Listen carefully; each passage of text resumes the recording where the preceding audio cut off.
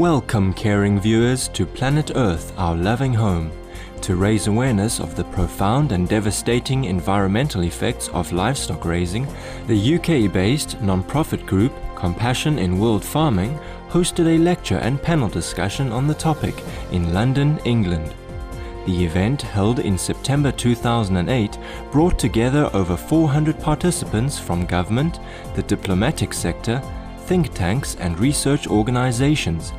Panel participants featured Dr. Henning Steinfeld, Chief Livestock Specialist of the United Nations Food and Agriculture Organization and co-author of the well-known 2006 United Nations report, Livestock's Long Shadow, Environmental Issues and Options. The panel also included Dr. Robert Watson, Chief Scientist of Britain's Department for Environment, Food and Rural Affairs, Felicity Lawrence, British author of best-selling books on the food industry, Professor John Poles, Senior Lecturer in Public Health Medicine at Cambridge University, England, and Compassion in World Farming's farm animal welfare expert Joyce De Silva. The lecture, entitled Global Warming: The Impact of Meat Production and Consumption on Climate Change, was given by the esteemed Dr. Rajendra Pachauri, Chair of the United Nations Intergovernmental Panel on Climate Change, and a vegetarian. Media reports on the role of meat consumption in driving climate change have increased significantly since Dr. Pachauri's call in 2008 for the world to eat less meat to counter global warming. In addition to requesting people reduce or eliminate meat consumption, Dr. Pachauri is asking that the people of the developed world reach out to assist those 1.6 billion people on the planet that have no access to electricity. The Indian non-profit, the Energy and Resources Institute, or TERI, for which he serves as Director General, is helping these disadvantaged persons build better lives by making solar lanterns and flashlights available through TERI's Light a Billion Lives campaign. We now continue with more highlights from Dr. Pachauri's compelling talk.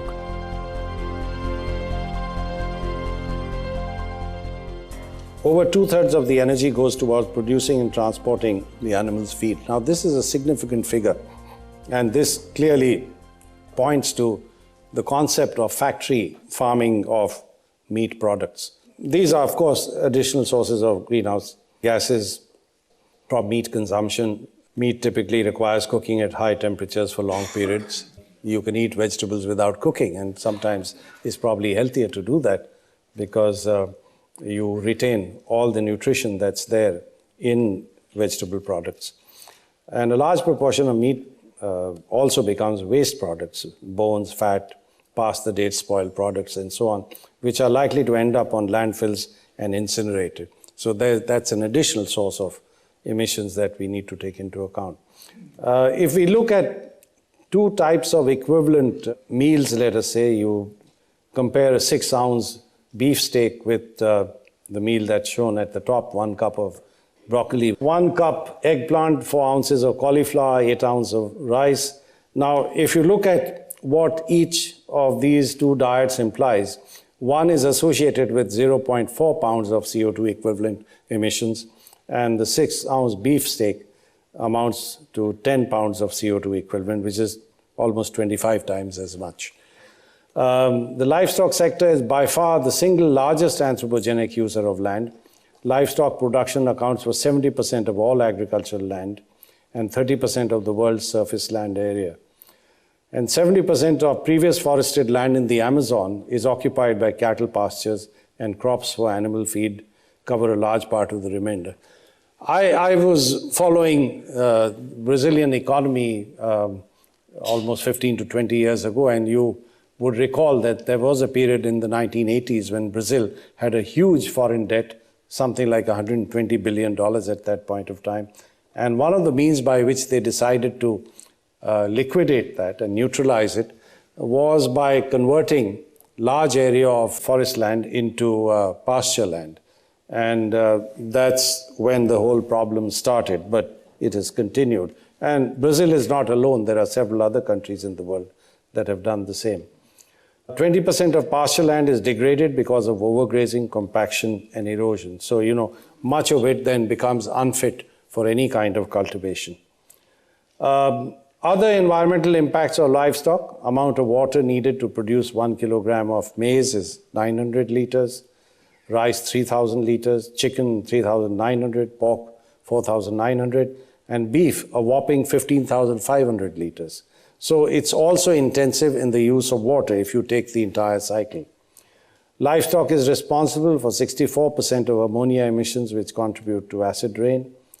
Livestock is among the largest sectoral source of land and water pollution with nitrates and phosphorus, from slurry and silage which runs off, and from the use of nitrogen fertilizers.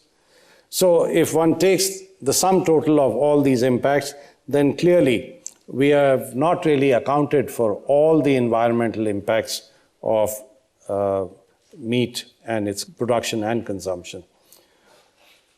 Impacts of livestock on food availability: well, 1/3 of the world's cereal harvest and over 90% of soya is used for animal feed, despite inherent inefficiencies.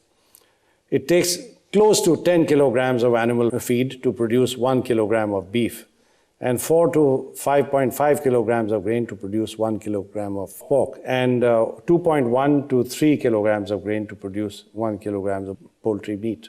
Now, all of this is really happening on a much larger scale than was the case, say, even 2 or 3 decades ago. And even in my country, in India, the poultry industry is really booming.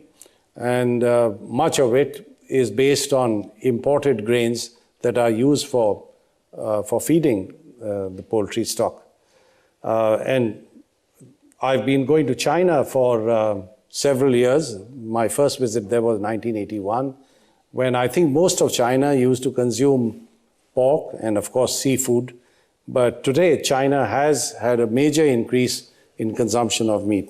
So typically what's happening is, all around the world where incomes increase, people are shifting from vegetable to animal protein and meat consumption. Now, a farmer can feed up to 30 persons throughout the year on 1 hectare with vegetables, fruits, cereals, and vegetable fats. If the same area is used for the production of eggs, milk, or meat, the number of persons fed varies from 5 to 10. So there is a significant difference there.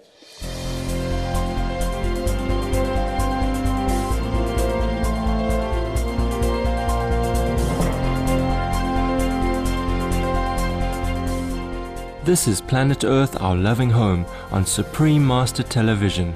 Please stay tuned. We will resume our program featuring a presentation by Dr. Rajendra Pachauri shortly.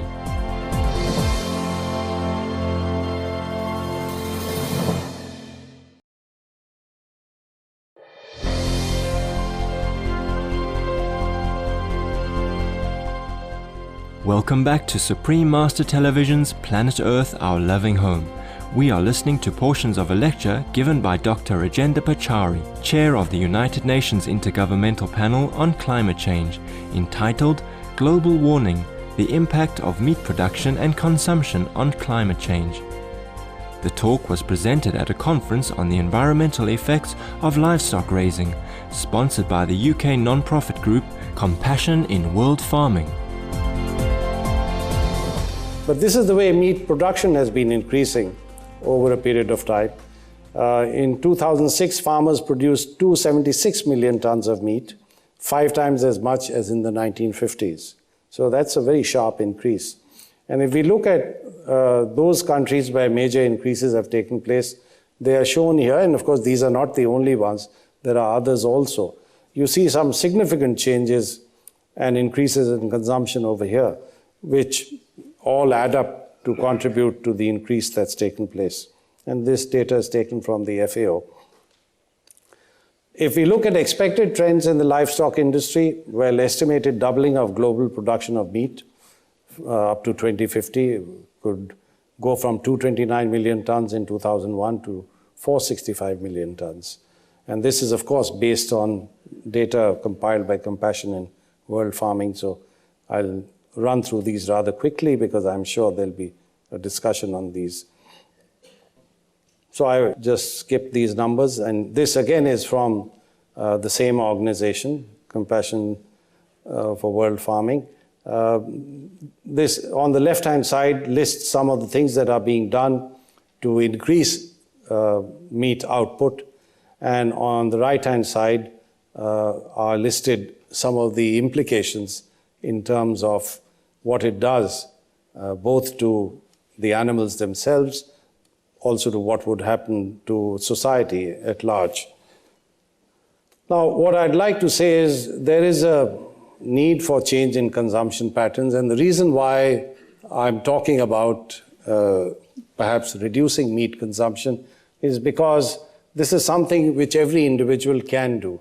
Often when one talks about climate change, in every audience there'll be somebody who asks, okay, I accept all this, but what can I do in my personal life? You can tell them about changing light bulbs, going for compact fluorescent lamps, switching off lights when you move from one room to the other, walk wherever you can rather than jump into a car, keep thermostat at a level which requires you to wear a cardigan rather than sit with a t-shirt at the peak of winter in your den in the home, and so on. But I believe that what we can do without too much effort is to reduce meat consumption. And I think that's a lifestyle change which each of us has within our powers to bring about. Reduction in the size of the livestock industry through reduced consumption is the most effective way of cutting greenhouse gas emissions. UK and US households waste around 1/3 of the food they buy. Change in consumption patterns will be required to achieve a low carbon and sustainable society. Now, the power of British consumers, what would it amount to? Well, the average household would reduce CO2 emissions by more than if they halve their meat consumption than if they halve their car usage. So, this is an important fact.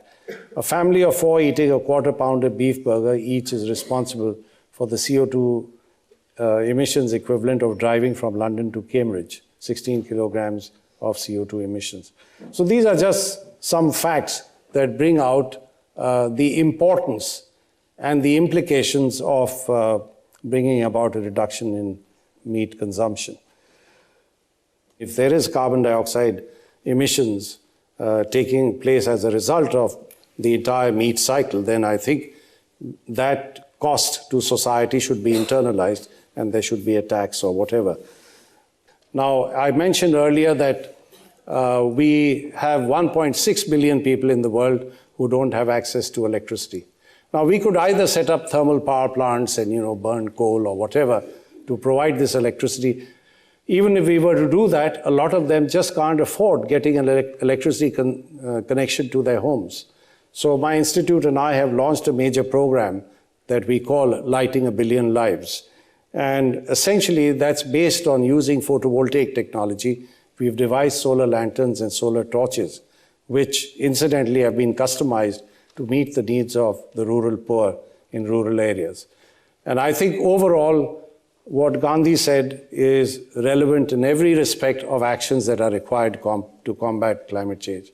Be the change you want to see in the world.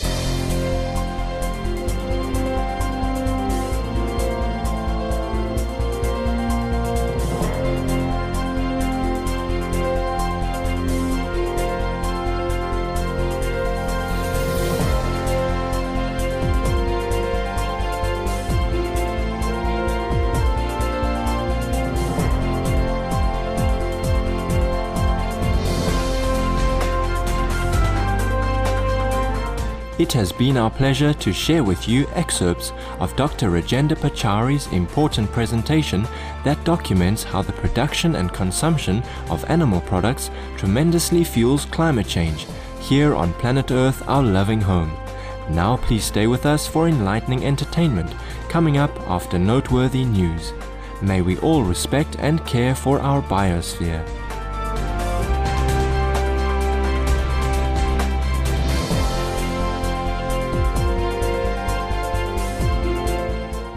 For more details, please visit www.suprememastertv.com/PE.